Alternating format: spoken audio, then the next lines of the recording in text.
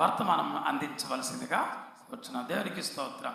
హల్లెలూయా, హల్లెలూయా, హల్లెలూయా.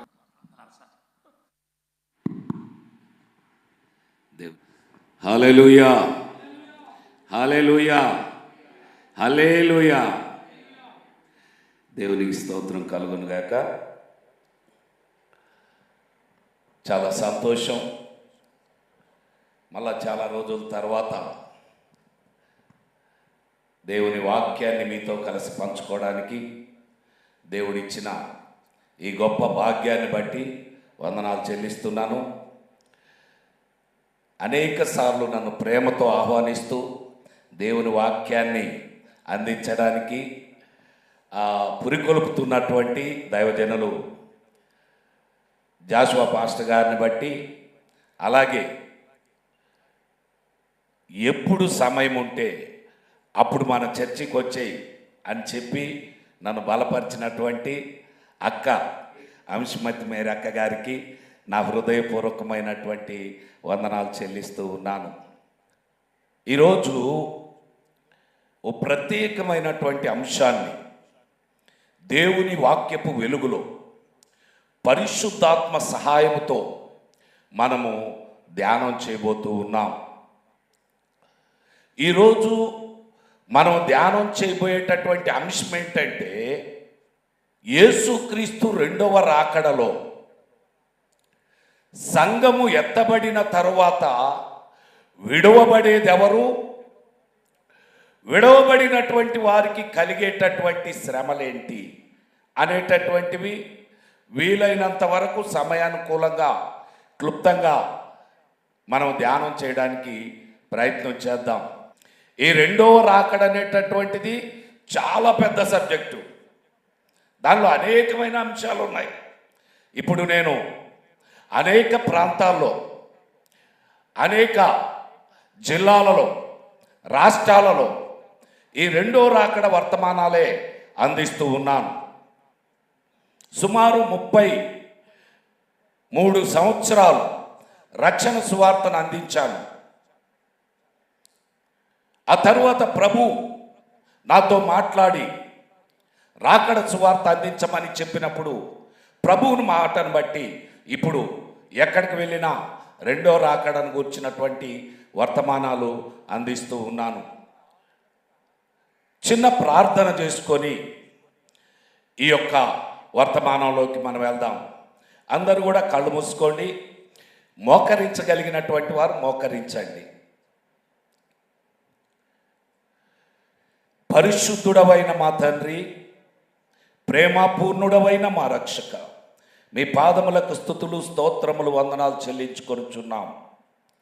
మా ప్రభువా, ఇంతవరకు మీ పరిశుద్ధాత్మ ద్వారా ఇదిగో నాయన జరిగించిన ఆరాధన కార్యక్రమం అంతటిని బట్టి వందనాలు చెల్లించుకొనుచున్నాం. మీ ఆత్మను కృమ్మరించినందుకు వందనాలు, మీ ఆత్మతో నింపినందుకు వందనాలు. నిలచి ఉన్న నీ దీనదాసుని మీ పరిశుద్ధాత్మతో అభిషేకించి మీరే మాట్లాడమని అడుగుచున్నాం.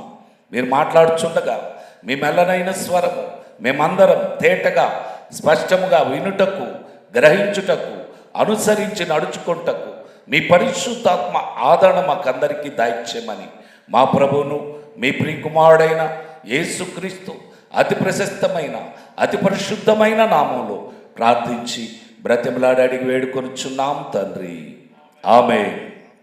యేసుక్రీస్తు రెండవ రాకడలో విడవబడేదెవరు, వారికి కలిగేటటువంటి శ్రమలను గురించి మనం ధ్యానం చేయబోతూ ఉన్నాం. దానికి ముందుగా రెండో రాకడ సూచనలు అనే విషయాన్ని అవుట్లైన్స్ మాత్రమే మనం చెప్పుకుంటూ వెళ్ళిపోదాం. ప్రభు అయినటువంటి యేసుక్రీస్తుల వారి రెండో రాకడకు ముందు సుమారు 90 సూచనలు జరుగుతాయని ఉన్నాయి. వాటిల్లో ఒక 5 సూచనలు మనము జ్ఞాపకం చేసుకుందాం. మొదటి సూచన ఏంటంటే, లోకమందంతటా సువార్త ప్రకటించబడవలెను, ఆ తర్వాత అంతమవచ్చును. ఇది మత్తయి సువార్తలో మనం చూస్తాం.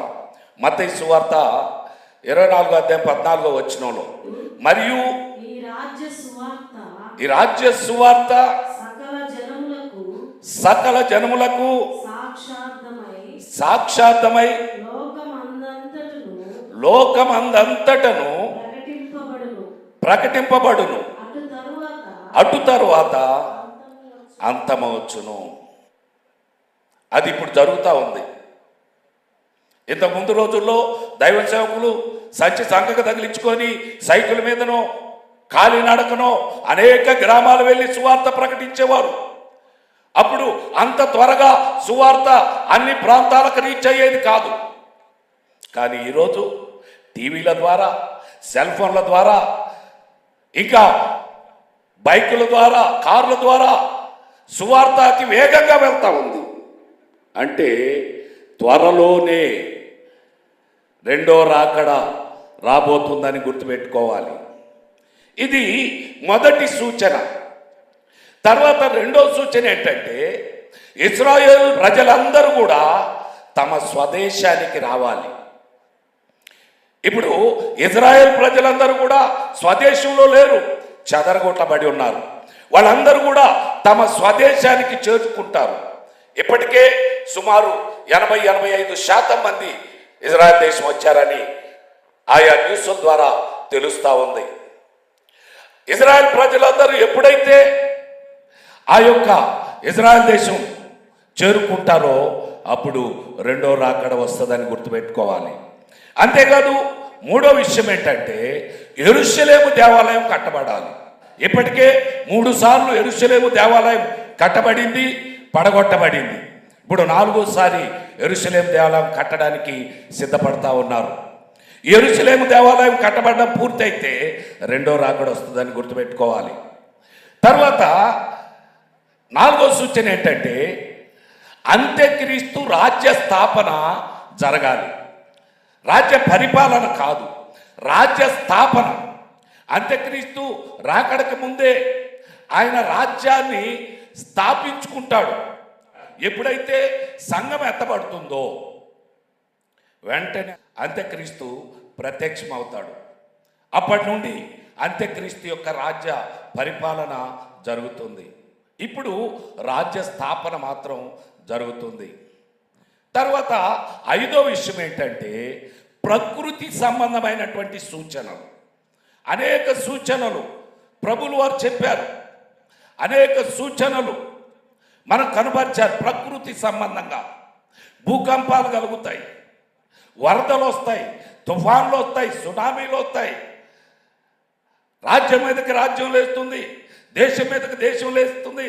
ఈ రీతిగా ప్రకృతి సంబంధమైనటువంటి సూచనలు కనబడాలి. సూర్యుడు చీకటిగాను, చంద్రుడు రక్తంగాను, ఇవన్నీ కూడా ప్రకృతి సంబంధమైనటువంటి సూచనలు. ఇవన్నీ ఎప్పుడైతే జరుగుతాయో అప్పుడు మనం ఏమనుకోవాలా? యేసయ్య రెండో రాకడ సమీపించింది, త్వరలోనే అని మనం ఇప్పటికే అనేక సూచనలు మనం చూస్తూ ఉన్నాం. ఆ రీతిగా మనము ఈ 5 రకాలైనటువంటి సూచనలు కలుగుతాయి. కనుక మనం గుర్తుంచుకోవాలి, రాకడకు ముందు ఇవన్నీ జరుగుతాయి. తర్వాత ఈ యొక్క యేసుక్రీస్తు రెండవ రాకడ క్రమం ఏంటంటే, యేసుక్రీస్తు రెండవ రాకడలో 2 దశలు ఉన్నాయి. మొదటి దశ ఏంటంటే సంఘము మధ్యాకాశంలోనికి ఎత్తబడడం. రెండో దశ ఏంటంటే ఎత్తబడినటువంటి సంఘాన్ని, కోట్లాది దూతలను వెంట పెట్టుకొని ప్రభు అయిన యేసుక్రీస్తుల వారు భూలోకానికి రావడం. అది రెండవ రాకడ. ఈ మధ్యకాలంలో 7 సంవత్సరాల వ్యవధి ఉంది. సంఘం ఎత్తబడడానికి, సంఘాన్ని వెంట పెట్టుకొని ప్రభు అయిన యేసుక్రీస్తుల వారు భూలోకానికి రావడానికి మధ్యలో 7 సంవత్సరాల వ్యవధి ఉంది. ఈ 7 సంవత్సరాలు ఎత్తబడినటువంటి సంఘము ప్రభుతో ఉంటారు, ప్రభుతో ఆనందిస్తారు, ప్రభుతో సంతోషిస్తారు. దేవుని చిత్తమైతే ఇంకొకసారి వచ్చినప్పుడు ఎత్తబడినటువంటి సంఘము ప్రభువుతో ఏం చేస్తుందో అదంతా కూడా మనం ధ్యానం చేస్తాం.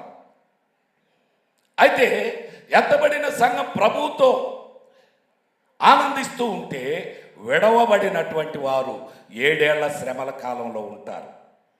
విడవబడినటువంటి వారందరూ 7 ఏళ్ల శ్రమల కాలంలో ఉంటారు. దేవుని ఉగ్రతకు లోనైపోతారు.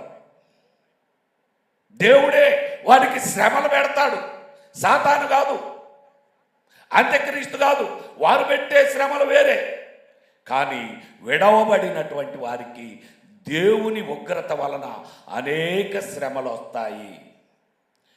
ఆ తర్వాత ఈ శ్రమల కాలం 7 సంవత్సరాలు అయిపోయిన తర్వాత ప్రభు అయిన యేసుక్రీస్తుల వారు ఈ భూలోకానికి వస్తాడు.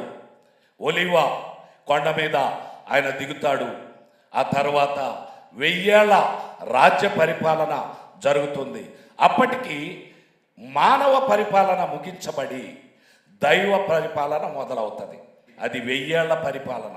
1000 ఏళ్ల పరిపాలన ప్రభువుల వారు యేసుక్రీస్తుల వారి లోకంలో జరిగిస్తాడు. యేసు ప్రభుల వారితోటి మనం కూడా పరిపాలించే అధికారం దేవుడు మనకిస్తాడు. ఆ తర్వాత ధవళ సింహాసనపు తీర్పు ఉంటుంది. ఆ తర్వాత పాపులైనటువంటి వారు అందరూ నరకంలో పడిపోతారు. ఆ సమయంలో దేవుడు శూన్యములో నుండి నూతన సృష్టిని చేస్తాడు. అంతకుముందు రక్షింపబడినటువంటి వారందరూ ఈ నూతన సృష్టితో కలిసి ప్రభువుతో కూడా యుగ యుగాలు జీవిస్తారు. దేవుని స్తోత్రం చెప్పండి. ఇది క్రమం అన్నమాట. ఇది ఈ యొక్క రెండో రాకడ యొక్క పూర్తి డీటెయిల్స్ అన్నమాట. దీనిలో అనేక అంశాలు ఉన్నాయి. అవన్నీ కూడా మనం ధ్యానం చేద్దాం. ఈ సమయంలో మనము ధ్యానం చేయబోయేటటువంటి అంశం ఏంటంటే, యేసుక్రీస్తు రెండవ రాకడలో విడవబడేది ఎవరు, విడవబడినటువంటి వారికి కలిగేటటువంటి శ్రమలేంటి అనేటటువంటి విషయాలను మనము క్లుప్తంగా జ్ఞాపకం చేసుకుందాం. క్రీస్తునందు ప్రియమైనటువంటి దేవుని బిడ్డలారా, ప్రభు అయిన యేసుక్రీస్తుల వారు ఆర్భాటముతోనూ ప్రధాన దూత శబ్దముతోనూ దేవుని బూరతోనూ పరలోకము నుండి మధ్యాకాశంలోనికి వచ్చి భూ అని దేవుని బూర ఊదినప్పుడు సిద్ధపడినటువంటి సంఘమంతా కూడా మధ్యాకాశంలోకి ఎత్తబడుతుంది. మృతులైనటువంటి వారు మొదట లేస్తారు. ఆ తర్వాత సజీవులమైనటువంటి మనం కూడా వారితో కలిసి ప్రభు సన్నిధికి మధ్యాకాశానికి వెళ్తాం. ఆ తరువాత మిగిలినటువంటి వారందరూ కూడా విడవబడేటటువంటి స్థితిలో ఉంటారు. విడవబడేది ఎవరు అంటే 4 గుంపుల వారు విడవబడతారని గుర్తుపెట్టుకోవాలి. ఈ లోకంలో విడవబడే వారిలో 4 గుంపుల వారు ఉన్నారు. వారిని గురించి మనం జ్ఞాపకం చేసుకుందాం. త్వరగా ముందుకు వెళ్ళిపోతా ఉందాం. మొదటిగా ప్రభు అయిన యేసుక్రీస్తుల వారు రెండో రాకడలో సంఘము ఎత్తబడిన తరువాత విడవబడేటటువంటి గుంపులో మొదటి బ్యాచ్ ఎవరంటే నాస్తికులు అని గుర్తుపెట్టుకోండి. నాస్తికులు అంటే దేవుడు లేడని చెప్పేటటువంటి వారు. ఈరోజు అనేక మంది లేస్తా ఉన్నారు. మనం టీవీలో చూస్తున్నాం, యూట్యూబ్లో చూస్తున్నాం, ఫేస్బుక్లో చూస్తున్నాం. ఎక్కడ చూసినా దేవుడు లేడు, దయ్యం లేదు, అంతా కూడా ప్రకృతి వలనే జరుగుతుంది అనేటటువంటి వాళ్ళు చాలామంది ఉన్నారు. మీరు ఎంతమంది చూశారో అలాంటి వాళ్ళని యూట్యూబ్లో కానీ లేకపోతే టీవీలో కానీ ఎవరైనా చూశారా? దేవుని స్తోత్రం, హల్లెలూయా. ఇలాంటి వారు ఎక్కువైపోతున్నారు. ఇప్పుడు ఎక్కడ పడితే అక్కడ మీటింగులు పెడతా ఉన్నారు, ఎక్కడ పడితే అక్కడ మోటివేషన్ చేస్తూ ఉన్నాడు. దేవుడు లేడు, దయ్యం లేదు అని చెప్పి ఈరోజు అనేక మంది చెప్తా ఉన్నారు. క్రీస్తునందు ప్రియమైనటువంటి దేవుని బిడ్డలారా, పరిశుద్ధాత్మ దేవుడు మనతో మాట్లాడుతూ ఉన్నాడు. వాళ్ళకి ఎన్ని చెప్పినా వినిపించుకోరు. వాళ్ళు అంటారు దేవుడు ఉంటే చూపించు. వాళ్ళు అనేటటువంటి మాట, దేవుడు అంటే చూపించు. ఇదిగో ఆ చెట్లు ఉన్నాయి కదా, అవి చూస్తున్నాం, అవి ఉన్నాయి కనుక అవి ఉన్నాయని మనం నమ్మొచ్చు. ఇక్కడ బిల్డింగ్ ఉంది కనుక ఉందని నమ్మొచ్చు. ఇక్కడ మనకు కనిపించే మనుషులు ఉన్నారు కనుక ఉన్నాయని మేము నమ్ముతాం. దేవుడు ఉంటే చూపించు అనేటటువంటి వారు, దేవుడు ఉంటే మాట్లాడిపించు, దేవుడిని నువ్వు చూసావా, దేవుడు నీతో మాట్లాడా, నాకు చూపించు అనేటటువంటి వాళ్ళు ఈరోజు అనేక మంది అయిపోతా ఉన్నారు. క్రీస్తునందు ప్రియమైనటువంటి దేవుని బిడ్డలారా, ఇలాంటి వారందరూ కూడా విడవబడే వారిలో మొదటి బ్యాచ్లో ఉంటారని గుర్తుపెట్టుకోవాలి.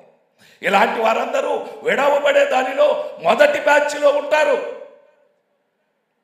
క్రీస్తునందు ప్రియమైన దేవుని బిడ్డలారా, పరిశుద్ధాత్మ దేవుడు మనతో మాట్లాడుతున్నాడు. అలాంటి వారు, అలాంటి స్వభావం కలిగినటువంటి వారు మీలో ఎవరైనా ఉంటే ఇప్పటికైనా మారు మనసు పొందండి, ఇప్పటికైనా తెలుసుకోండి. దేవుడు ఉన్నాడు అని తెలుసుకోండి. వీళ్ళు ఏమంటారంటే దేవుడిని చూస్తే కానీ మేము నమ్మము అంటారు. నేను అలాంటి వారికి ఓ ప్రశ్న అడుగుతా ఉన్నా, ఇక్కడ ఉన్నటువంటి వారికి కూడా ఓ ప్రశ్న అడుగుతా ఉన్నా. మీరందరూ ఇక్కడ ఉన్నారు కదా, అందరూ ఉన్నారు కదా, ఇక్కడ గాలి ఉందా? ఉందా? ఏది చూపించు, చూపించు. ఇక్కడ గాలి ఉందా లేదా? ఉందా? ఉంది కదా, ఉందంటున్నారు కదా, మరి చూపించు, చూపించండి. ఎవరైనా చూపించగలరా? చూపించండి. మీరు గాలి ఉందని ఎలా చెప్తున్నారు? ఇక్కడ గాలి లేదు, గాలి లేదు ఇక్కడ. ఎలా చెప్తున్నారు మీరు గాలి ఉందని? ఎలా చెప్తున్నారు? చెప్పండి, చెప్పండి. ఎలా చెప్తున్నారు అయ్యగారు? ఇగో స్పర్శ వలన అని అయ్యగారు చెప్తా ఉన్నారు. ఇంకా ఇంకా ఆ గాలి పీల్చుకుంటున్నాం కనుక గాలి ఉందంటున్నారు. ఇంకా ఇక్కడ ఇవన్నీ కదిలాడుతున్నాయి కనుక గాలితోనేనా కదిలాడుతుంది? ఇవన్నీ కదిలాడుతున్నాయి కనుక గాలి ఉందంటున్నారు. ఈ రీతిగా అనేక విషయాల్లో గాలి ఉంది అని చెప్తా ఉన్నారు. కానీ కంటికి చూపించగలవా? నువ్వు చూపించగలవా? ఇక్కడ గాలి ఉంది కానీ చూపించమంటే ఎలా చూపించగలవు? అంటే ఇవి కదులుతున్నాయి కనుక గాలి ఉన్నట్ట, నీకు తగులుతుంది కనుక గాలి ఉన్నట్ట, నీకు తగలకపోతే గాలి లేనట్ట. ఒక్కోసారి ఏమి తగలదు, బాగా ఉడకపోస్తూ ఉంటుంది, అప్పుడు గాలి లేదా? క్రీస్తునందు ప్రియమైన దేవుని బిడ్డలారా, ఇలాంటి విషయాలు అనేక మంది మాట్లాడుతూ ఉన్నారు. వాళ్ళందరికీ నేను ఛాలెంజ్ చేస్తా ఉన్నా, గాలి ఉంటే నాకు చూపించు, గాలి ఉంటే నాకు చూపించు. అంటే ఇవి కదులుతున్నాయనా? అవి కదిలితే గాలి ఉన్నట్ట? గాలి ఎలా ఉంటుంది, ఏ రంగులో ఉంటుంది, ఏ స్వరూపంలో ఉంటుందో చూపించు, అప్పుడు నమ్ముతా. ఒకవేళ ఇవి కదులుతున్నాయి కనుక, స్పర్శ తగులుతుంది కనుక గాలి ఉందన్నట్టయితే ఈరోజు ప్రపంచంలో అనేక మంది సాక్ష్యాలు చెప్తున్నారే. ఇదిగో డాక్టర్లు చనిపోతారు తీసుకెళ్ళండి అని చెప్తే యేసయ్య దగ్గరికి వస్తే మేము బాగుపడ్డామే, యేసయ్య దగ్గరికి వస్తే మా కుటుంబాలు బాగుపడ్డాయి, యేసయ్య దగ్గరికి వస్తే మా జీవితాలు బాగుపడ్డాయి, యేసయ్య దగ్గరికి వస్తే ఈరోజు మేము ఈ స్థితిలో ఉన్నామని అనేక మంది సాక్ష్యాలు చెప్తుంటే అవి నీ కంటికి కనపడడం లేదా? అవి మీ కంటికి కనపడడం లేదా? ఎంతో మంది చచ్చిపోయేవాళ్ళు బ్రతికి లేచొచ్చి సాక్ష్యాలు చెప్తా ఉంటే అవన్నీ కనపడవా? ఈ చెడుగుతుంటే కనిపిస్తాయా? వాటిని బట్టి గాలి ఉందని చెప్తావా? క్రీస్తునందు ప్రియమైన దేవుని బిడ్డలారా, ఒకవేళ ఈ లైవ్ చూసేటటువంటి వారిలో కానీ, ఇక్కడ ఉన్నటువంటి సంగతుల్లో కానీ ఇలాంటి స్వభావం ఎవరైనా ఉంటే మానుకోవాలని ప్రభు నామమున మనవి చేస్తున్నాను. ఒక విషయాన్ని గుర్తుపెట్టుకోండి, కంటికి కనిపించేది ఏది కూడా శాశ్వతం కాదండి. కంటికి కనిపించేది ఏది శాశ్వతం కాదు. కంటికి కనిపించినటువంటివి శాశ్వతమైనటువంటివి, గాలి శాశ్వతమైనటువంటి. అంతేకాదు, కరెంటును చూపించగలవా? కరెంట్ ఏ రంగులో ఉంటుందో ఈ తీగల్లో కరెంట్ ఉందా లేదా? అయ్యా ఉందా? చూపించు ఏ రంగులో ఉంటుందో. కంటికి కనిపించే వాటికంటే కంటికి కనిపించనటువంటి వాటికి భయంకరమైనటువంటి శక్తి ఉంటుందని గుర్తుపెట్టుకోవాలి. అద్భుతమైన శక్తి ఉంటుందని గుర్తుపెట్టుకోవాలి. ఈ నాస్తికులు ఈరోజు అనేక మంది పెచ్చురేగిపోతా ఉన్నారు. వాళ్ళు ఏమంటున్నారంటే దేవుడు లేడు, దయ్యం లేదు. దేవుడు ఉంటే నాకు చూపించు, దేవుడు నాకు చూపించు, అప్పుడు నేను నమ్ముతా. నువ్వు నమ్మితే ఎంత, నువ్వు నమ్మకపోతే ఎంత? దేవుడు నీకు కనపడాలా?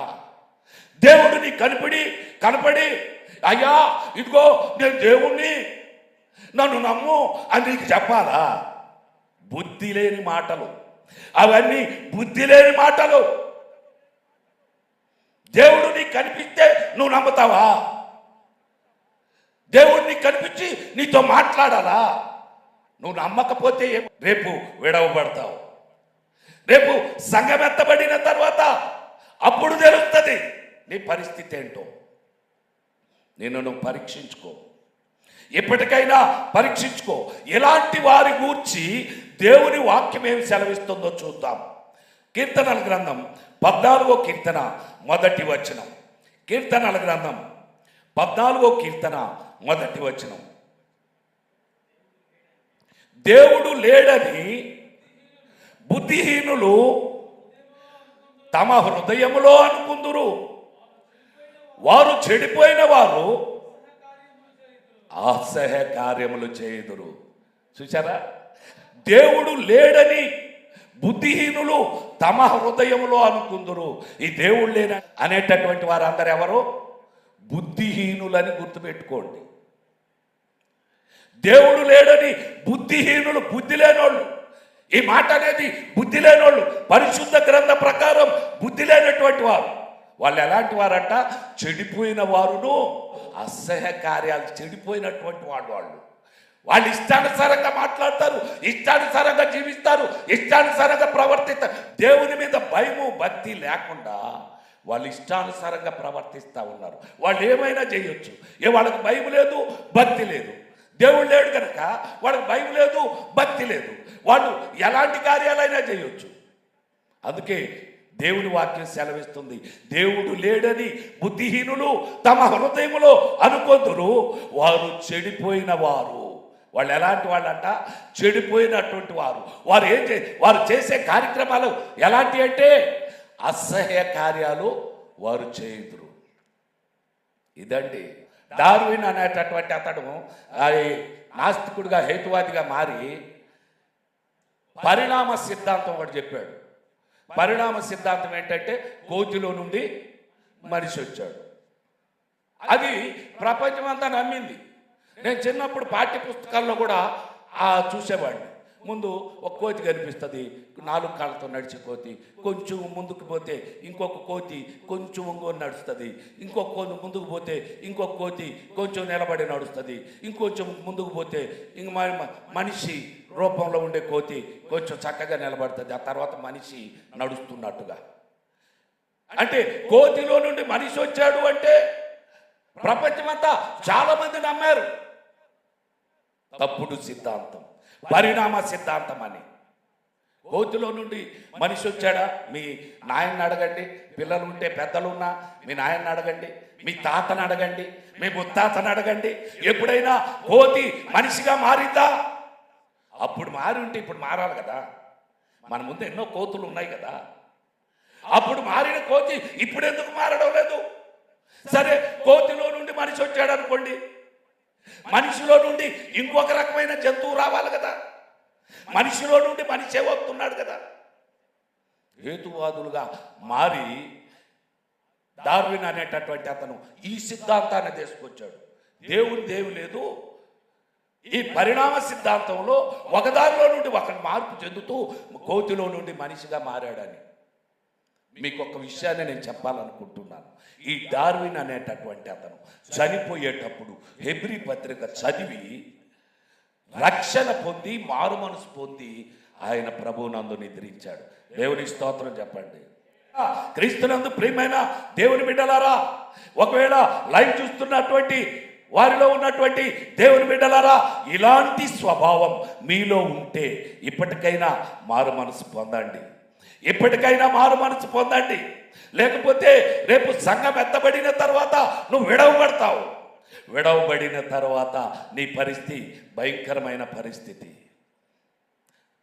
అంతేకాదు దేవుని వాక్యం చూడండి. దేవుని వాక్యంలో హెబ్రీ పత్రిక 11వ అధ్యాయం 6వ వచనం. త్వరగా మనకు సమయం లేదు గనక త్వరగా ముగించుకుందాం. విశ్వాసము లేకుండా దేవునికి ఇష్టడై ఉండుట అసాధ్యం. దేవుని యొద్దకు వచ్చువాడు ఆయన ఉన్నాడని, ఆయనను వెతుకు వారికి ఫలము దయచేవాడని నమ్మవలెను కదా. ఆయన వెతికే వారికి ఫలము దయచేవాడని నమ్మవలెను కదా. దేవుడు ఉన్నాడని నమ్మాలి కదా. కానీ వీళ్ళు నమ్మరు. ఎందుకంటే వీళ్ళు బుద్ధి లేనోళ్ళు. వీళ్ళు నమ్మరు ఎందుకంటే వాళ్ళు చెడిపోయినోళ్ళు. వీళ్ళు నమ్మరు ఎందుకంటే వాళ్ళు అసహ్య కార్యాలు చేసేవాళ్ళని పరిశుద్ధ గ్రంథం సెలవిస్తూ ఉంది. 53వ కీర్తన 1వ వచనం చదవండి త్వరగా. 53వ కీర్తన 1వ వచనం. దేవుడు లేడని బుద్ధిహీనులు తమ హృదయంలో అనుకొందురు. వారు చెడిపోయిన వారు అసహ్య కార్యములు చేయుదురు. మేలు చేయువాడు అక్కడ కూడా లేడు. వాళ్ళు చెడిపోయిన వాళ్ళు. అంతేకాదు అసహ్య కార్యాలు చేసేవాళ్ళే కాకుండా వాళ్ళలో మేలు చేసేవాడు ఎవడు లేడు. అంత స్వార్థమే. ఇలాంటి వాళ్ళకంట దేవుడు కనపడాలంట. దేవుడు కనిపించి నా కుమారుడా నేనున్నాను, నువ్వు నమ్మరా అని చెప్పాలంట. బుద్ధి లేని వాళ్ళు. రేపు సంఘము ఎత్తబడిన తర్వాత వాళ్ళ గురించి తెలుస్తుంది వాళ్ళకి. రేపు ఎప్పుడైతే ప్రభు మధ్యాకాశంలోనికి వచ్చి ఆర్భాటముతోనూ ప్రధాన దూత శబ్దముతోనూ దేవుని బోరతోనూ ఆ పరలోకము నుండి దిగి వచ్చి ఊవని బోర ఊదుతాడు, సంఘం ఎత్తబడుతుంది. అప్పుడు విడవబడతారు. విడవబడిన తర్వాత తెలుస్తుంది వాళ్ళకి. కనుక సంఘం ఎత్తబడిన తర్వాత విడవబడేటటువంటి వారిలో మొదటి బ్యాచ్ నాస్తికులు. తర్వాత రెండో బ్యాచ్ ఎవరంటే యేసు ప్రభుని నమ్మని ఇశ్రాయేలు ప్రజలు. ఇశ్రాయేలీలు యేసు ప్రభు నమ్మడం లేదు. యేసు ప్రభు ఇంకా వస్తాడనే ఆలోచిస్తా ఉన్నారు. యేసు ప్రభు వాళ్ళ మధ్యలోనే పుట్టాడు, వాళ్ళతోనే ఉన్నాడు, వాళ్ళ జాతిలోనే పుట్టాడు, వాళ్ళ దగ్గరే పెరిగాడు, వాళ్ళ దగ్గరే 33.5 సంవత్సరాలు జీవించారు, వాళ్ళతో కలిసే జీవించాడు. వాళ్ళే సిలువ వేసి చంపారు, చనిపోయి తిరిగి లేచాడు. అయినా కానీ ఇశ్రాయేల్ ప్రజలు నమ్మడం లేదు. రెండో బ్యాచ్ ఎవరంటే ఇశ్రాయేల్ ప్రజలు. వివరించడానికి సమయం లేదు కనుక వివరించడం లేదు కనుక రెండో బ్యాచ్ ఎవరంటే యేసు ప్రభుని నమ్మనటువంటి ఇశ్రాయేలీలు, దేవుని బిడ్డలుగా పిలువబడేవాళ్ళు. ఏదో కొంతమంది నమ్మారు, ఓ 10% మంది. మిగిలినటువంటి వారందరూ ఇప్పటికీ నమ్మలేదు. ఇజ్రాయెల్ దేశం పోతే ఇంకా యేసు ప్రభు ఎప్పుడు పుట్టాడు అని వాళ్ళు అడుగుతారు పోయినటువంటి వాళ్ళని. ఆయన ఇంకా పుట్టలేదు, ఆయన రాలేదు, త్వరలో వస్తాడు, యేసు ప్రభు పుడతాడు అని ఇంకా ఎదురు చూస్తూ ఉన్నారు. యేసు ప్రభువుని నమ్మనటువంటి వారందరూ కూడా రేపు సంఘం ఎత్తబడిన తర్వాత విడవబడతారని గుర్తుపెట్టుకోవాలి. దేవుని వాక్యంలో ఒక మాటను మనం జ్ఞాపకం చేసుకొని ముందుకు వెళ్ళిపోదాం. యోహాను సువార్త 1వ అధ్యాయం 11వ వచనం. యోహాను సువార్త 1వ అధ్యాయం 11వ వచనం. ఆయన తన స్వకీయుల యొద్దకు వచ్చెను. ఆయన స్వకీయులు ఆయనను అంగీకరించలేదు. ఆయనేమో నా బిడ్డలని ఆయన స్వకీయుల దగ్గరకు వస్తే వాళ్ళు ఆయన అంగీకరించలేదు, వాళ్ళు ఆయన నమ్మలేదు. రేపు విడవబడే బ్యాచ్లో రెండో బ్యాచ్ ఏంటంటే యేసు ప్రభు నమ్మని ఇశ్రాయేల్ ప్రజలు. ఇంకా వివరించడానికి సమయం దొరకలేదు. తర్వాత మూడో బ్యాచ్ ఎవరు అంటే సృష్టికర్తను విడిచి సృష్టిని పూజ చేసేవాళ్ళు. సృష్టికర్తను విడిచి సృష్టిని పూజ చేసేటటువంటి వారు. మనం అన్యులు అని మనం పిలుస్తూ ఉన్నాం. అన్యులు అనబడేటటువంటి వారు. వీరందరూ కూడా రేపు సంఘం ఎత్తబడిన తర్వాత విడవబడతారని గుర్తుపెట్టుకోవాలి. ఎందుకు అంటే ఈ లోకాన్నందరినీ చేసింది ఎవరు? దేవుడు. చేసినటువంటి సృష్టించినటువంటి సృష్టికర్తను విడిచిపెట్టి సృష్టిని పూజ చేస్తే సృష్టికర్త కోపం రాదా? కోపం వస్తుందా రాదా? ఈ మైక్ నేను తయారు చేశాను అనుకోండి, ఈ మైక్ నేను తయారు చేశాను, మీరు వచ్చి జాషువా పాస్టర్ గారు ఈ మైక్ను బాగా తయారు చేశారంటే పక్కన ఉన్న నాకు కోపం రాదా? కోపం రాదా? ఖచ్చితంగా వస్తుంది. చేసింది ఒకరు, పొగిడేది ఒకరిని, గణపరిచేది ఒకరిని. కోపం వస్తుందా రాదా? ఈరోజు దేవుడు ఈ చంద్రుడిని ఎవరు చేశాడు? దేవుడు చేశాడు. సూర్యుడిని ఎవరు చేశారు? దేవుడిని చేశారు. ఈ చెట్లను, పుట్లను, గుట్టలను, రాళ్లను, రప్పలను ఎవరు చేశారు? దేవుడు చేశాడు. చేసిన దేవుణ్ణి వదిలిపెట్టి ఈరోజు అనేక మంది సృష్టిని పూజ చేస్తూ ఉన్నారు, చంద్రుడిని పూజ చేస్తూ ఉన్నారు, సూర్యుడిని పూజ చేస్తూ ఉన్నారు. వీళ్ళందరూ కూడా విడవబడేటటువంటి వారిలో మూడో బ్యాచ్లో ఉంటారని గుర్తుపెట్టుకోవాలి. వీళ్ళందరూ కూడా రేపు సంఘం ఎత్తబడిన తర్వాత విడవబడతారు. వివరించడానికి సమయం లేదు గనక నేను ముందుకు వెళ్తూ ఉన్నాను. దేవుని వాక్యంలో ఒక మాటను జ్ఞాపకం చేసుకుందాం. యోహాను సువార్త 3వ అధ్యాయం 36వ వచనం. యోహాను సువార్త 3వ అధ్యాయం 36వ వచనం. కుమారుని యందు విశ్వాసం ఉంచువాడే నిత్య జీవం గలవాడు. కుమారునికి విధేయుడు కానివాడు జీవము చూడడు గాని దేవుని ఉగ్రత వాని మీద నిలిచియుండును. దేవుని నమ్మనటువంటి వారి మీదకి దేవుని ఉగ్రత నిలిచి ఉంటుంది. కనుక ఎవరైతే దేవుని నమ్మరో, ఎవరైతే సృష్టికర్తను విడిచిపెట్టి సృష్టిని పూజ చేస్తారో వాళ్ళందరూ కూడా విడవబడే వారిలో మూడో బ్యాచ్లు ఉంటారని గుర్తుపెట్టుకోవాలి. 3 బ్యాచ్లు అయిపోయినాయి. 4వ బ్యాచ్ ఇది మహాభయంకరమైన బ్యాచ్ అండి. ఈ బ్యాచ్ని గురించి వివరించడానికి ఒక 5 నిమిషాలు టైం ఇవ్వాలండి. దేవునికి స్తోత్రం చెప్పండి. హల్లెలూయా, హల్లెలూయా.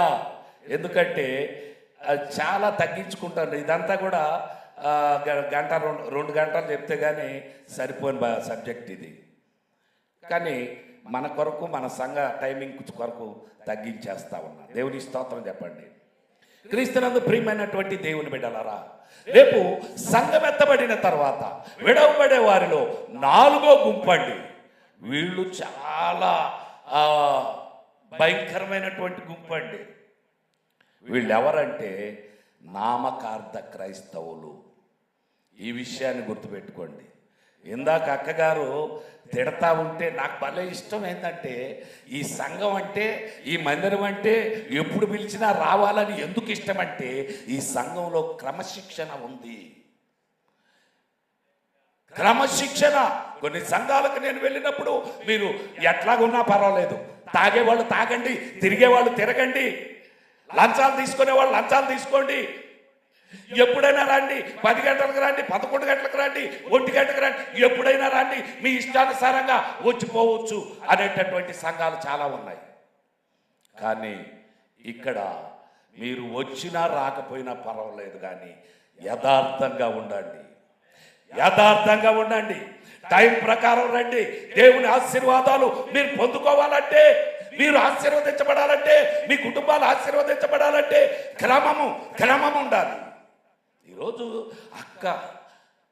అయ్యగారు వాళ్ళ కుటుంబం ఈ స్థితిలో ఉందంటే దానికి కారణం ఏంటంటే దేవుని యందు భయము, దేవుని యందు భక్తి. ఇదండి. అందుకే నేను బాగా ఇష్టపడతా. క్రీస్తునందు ప్రియమైనటువంటి దేవుని బిడ్డలారా, ఈ రెండో రాకడ సబ్జెక్ట్ మామూలు కాదండి. ఒకరోజు ఆల్ నైట్ ప్రేయర్ పెడదాం. అయ్యగారు వాళ్ళు ఎప్పుడన్నా అప్పుడు నాకు టైం దొరుకుతుంది, అప్పుడు దేవుని వాక్యాన్ని బాగుంటుంది. కనుక విడవబడేటటువంటి వారిలో 4వ గుంపు ఎవరంటే ఎవరు? నామకార్థ క్రైస్తవులు. మేము క్రైస్తవులమని చెప్పుకొని క్రైస్తవ లక్షణాలు లేనటువంటి వారు. మేము కూడా క్రైస్తవులమేనండి, మేము కూడా దేవుని మందిరానికి పోతామండి. దేవుని మందిరంలో చూస్తే ఎంతో సైలెంట్గా ఉంటారు. ఇందాక అక్క చెప్పింది, ఏడకొస్తే ఎంతో సైలెంట్గా ఉంటారు, బయటకు పోతే ఎంత వైలెంటో. ఏడున్న సైలెంట్ బయట ఉండదు. ఆ పక్క వాళ్ళందరూ ఈయన దేవుని నమ్మిందా నమ్మలేదా, ఈయన దేవుని నమ్మిందా నమ్మలేదా అనుకోనే అంతగా. వాస్తవానికి వాక్చాతుర్యం ఎవరికి ఉంటుందంటే క్రైస్తవులకే. క్రైస్తవులకి వాక్చాతుర్యం ఎక్కువ. స్త్రీలకు కానీ, పురుషులకు కానీ, విశ్వాసులకు కానీ, పాస్టర్లకు కానీ.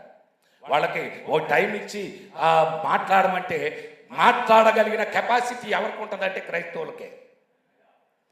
ఇది మంచికి ఉపయోగిస్తే మంచికి ఉపయోగించవచ్చు, చెడుకు ఉపయోగిస్తే చెడుకు కూడా ఉపయోగించవచ్చు. ఏడన్నా గొడవలు పడినప్పుడు చూడండి, ఇద్దరి మధ్యలో ఒకరు క్రైస్తవులు ఒకరు అన్యులు ఉంటే చూడండి, అన్యులు ఎక్కువగా మాట్లాడరు. ఎక్కువ స్వరం వినబడేది నీకు క్రైస్తవులదే. ఈరోజు అనేక మంది ఇలాంటి వారు ఉన్నారు. దేవుని నమ్మామని చెప్తూ దేవుని కొరకు సమర్పించుకుంటున్నారు, ఇష్టానుసారంగా జీవిస్తూ ఉన్నారు. వాళ్ళ బుద్ధులు మారడం లేదు, వాళ్ళ చూపులు మారడం లేదు, వాళ్ళ తలంపులు మారడం లేదు, వాళ్ళ ఆలోచనలు మారడం లేదు, వాళ్ళ ప్రవర్తన మారడం లేదు. మేము కూడా క్రైస్తవులమేనానండి. మా తాత క్రైస్తవుడు అండి. ఫుల్లుగా దాగి ఒకడు నా కాడికి వచ్చాడు. ఫుల్లుగా దాగి నా కాడికి వచ్చి, అయ్యగారు మా తాత పాస్టర్ అయ్యగారు, మా నాయన కూడా దేవుని సేవ చేసేవాడు అయ్యగారు. ఇక్కడనే నేను ఒక దగ్గర విన్నాను, పేర్లు చెప్పకూడదు కనుక నేను చెప్పలేదండి. ఇక్కడనే మన తుమ్మలపేట రోడ్డు అవతల ఒక ఇంట్లో నేను ప్రార్థన చేయడానికి వెళ్ళాను. ప్రార్థన చేయడానికి వెళ్తే అక్కడ ఒక బ్రదర్ అంటా ఉన్నాడు, అయ్యా మా నాన్న పాస్టర్ గారు అయ్యా, మా నాన్న ప్రార్థన చేస్తే అద్భుతాలు జరిగాయి అయ్యా, మా నాన్న ముట్టుకుంటే బాగుపడిపోయేవాళ్ళు అయ్యా, ఎక్కడి నుంచో బండ్లు కట్టుకొని మా నాన్న దగ్గరికి వచ్చేవాళ్ళు అయ్యా. నువ్వు? నేను అడిగాను, అయ్యా నేను అలా రూట్లో పోలేకపోయినా నేను కూడా దేవుని నమ్ముకున్నాను అయ్యా. నువ్వు కూడా దేవుని నమ్ముకున్నా? నీలో క్రైస్తవ లక్షణాలు ఉన్నాయా? నిన్ను చూసి ఇతరులు మాదిరిగా ఆలోచిస్తారా? ఇదిగో క్రైస్తవులు అంటే అలా ఉండాలని ఎప్పుడైనా అనుకున్నారా? ఎప్పుడైనా నువ్వు అలా ప్రవర్తించావా? వాడితో పోతే వాడితో చిందులేసావు, వాడితో పోతే వాడితో తాగావు, వాడితో పోతే వాడితో తిరిగావు. మేము కూడా క్రైస్తవులమే. దేవుని నామానికి అవమానం తెచ్చేవాళ్ళు ఇలాంటి వారే. వీళ్ళందరూ కూడా రేపు సంఘం ఎత్తబడిన తర్వాత విడవబడే గుంపులో ఉంటారని మనం గుర్తుపెట్టుకోవాలండి. క్రీస్తునందు ప్రియమైన దేవుని బిడ్డలారా, దేవుని నమ్మినటువంటి వారు భక్తిగా జీవించాలి. ఈరోజు భక్తి లేదు, విశ్వాసం లేదు, నమ్మకం లేదు, యథార్థత లేదు. చర్చిలో మాట్లాడేట్టుగా బయట మాట్లాడరు. ఈరోజు అనేక మంది నోళ్లలో బూతులు, వాళ్ళ మాటల అబద్ధికులు, లంచగొండితనాలు, మోసకరమైనటువంటి జీవితం బయట జీవిస్తా. మేము కూడా క్రైస్తవులమే. ఇలాంటి వారు కూడా విడవబడే గుంపులో ఉంటారండి. క్రీస్తునందు ప్రియమైన దేవుని బిడ్డలారా, పరిశుద్ధాత్మ దేవుడు నీతో మాట్లాడుతున్నాడు. ఇంకా సమయం ఎక్కువ తీసుకుంటే బాగోదు కనుక ఇలాంటి నామకార్థ క్రైస్తవులు కూడా విడవబడతారని గుర్తుపెట్టుకోండి.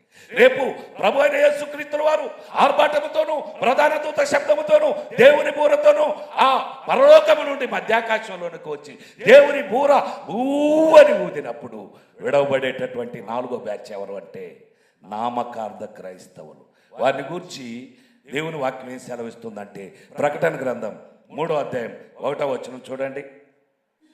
జీవించుచున్నావన్న పేరు మాత్రమే ఉన్నది కానీ నీవు మృతుడవే. చాలు. జీవించుచున్నావన్న పేరుంది, క్రైస్తవుడవన్న పేరుంది, కానీ నువ్వు నామకార్థ క్రైస్తవుడవే అంటే మృతుడవే అని గుర్తుపెట్టుకోవాలి. మృతుడవే. నువ్వు పరీక్షించుకో. రేపు విడవబడే గుంపులో నువ్వు కూడా ఉన్నావేమో. ఇక్కడ ఒక రకంగా, ఇంటికాడ ఒక రకంగా జీవిస్తున్నావేమో. ఇక్కడ చప్పట్లు, అక్కడ చప్పట్లు కొడుతున్నావేమో. ఇక్కడ ఈ పాటలు పాడుతూ అక్కడ ఆ పాటలు పాడుతున్నావేమో. నువ్వు పరీక్షించుకో. నువ్వు నామకార్థంగా జీవిస్తే రేపు సంఘమెత్తబడిన తర్వాత విడవబడేటటువంటి గుంపులో నువ్వు కూడా ఉంటావు. విడవబడితే నీ పరిస్థితి భయంకరమండి. దేవుని చిత్తం అయితే ఇంకొకసారి వచ్చినప్పుడు విడవబడినటువంటి వారికి కలిగే శ్రమలను గూర్చి మనం జ్ఞాపకం చేసుకుందాం. క్రీస్తునందు ప్రియమైన దేవుని బిడ్డలారా, ప్రకటన గ్రంథంలో 4వ అధ్యాయంలో సంఘం ఎత్తబడుతుంది. 19వ అధ్యాయంలో సంఘాన్ని వెంటబెట్టుకునేది ప్రభువు భూలోకానికి వస్తాడు. 5వ అధ్యాయం నుండి 18వ అధ్యాయం దాకా విడవబడినటువంటి వారికి కలిగేటటువంటి శ్రమలే ఉన్నాయి. మీరు చదువుకోండి. ఒకవేళ అర్థం కాకపోతే ఇంకొకసారి వాక్య సందేశంలో మనం ధ్యానం చేద్దాం. కనుక క్రీస్తునందు ప్రియమైన దేవుని బిడ్డలారా, సంఘము ఎత్తబడిన తర్వాత విడవబడిన గుంపులు 4. మొదటి గుంపు ఏంటి? నాస్తికులు. రెండవ గుంపు యేసు ప్రభుని నమ్మని ఇశ్రాయేల్ ప్రజలు. మూడో గుంపు సృష్టికర్తను కాకుండా సృష్టిని పూజ చేసే అన్యులు. 4వ గుంపు నామకార్థ క్రైస్తవులు. ఒకవేళ ఈ గుంపుల్లో, ఈ 4 గుంపుల్లో ఏదైనా ఒక గుంపులో ఉంటే నేడే రక్షణ దినం. నేడే రక్షణ దినం. ప్రభు అయిన యేసుక్రీస్తుల వారు మన కొరకు అనేక శ్రమలు అనుభవించి ఆయన చివరి రక్తపు బొట్టు వరకు రక్తాన్ని చిందించి చనిపోయి సమాధి చేయబడి తిరిగి 3వ దినాన్ని లేచాడు. నీకోసం మనందరి కొరకు ఆయన రక్తాన్ని చిందించి ప్రాణాలు అర్పించాడు. ఆయన కొరకు నీవు జీవించడానికి ఇష్టపడుతున్నావా? ఇష్టపడితే ఈ 4 గుంపుల్లో ఉండకుండా యథార్థంగా ప్రభు కొరకు జీవించలాగు పరిశుద్ధ ఆత్మదేవుడు మనకు సహాయం చేయనుగాక. చిన్న ప్రార్థన చేసుకుందాం. పరిశుద్ధుడు అయిన మా తండ్రి, ప్రేమగల నాయన, స్తోత్రములు వందనాలు చెల్లించుకుంటున్నాం. ఇదిగో నాయన, ఈ యొక్క ఉదయకాల సమయంలో సంఘం ఎత్తబడిన తర్వాత విడవబడేది ఎవరు అనే అంశాన్ని నాతో మాతో మీరు మాట్లాడినందుకు వందనాలు.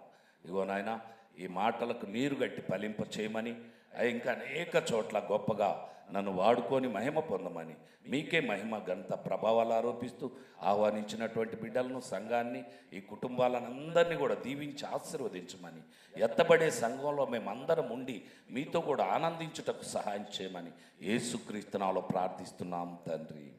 ఆమేన్.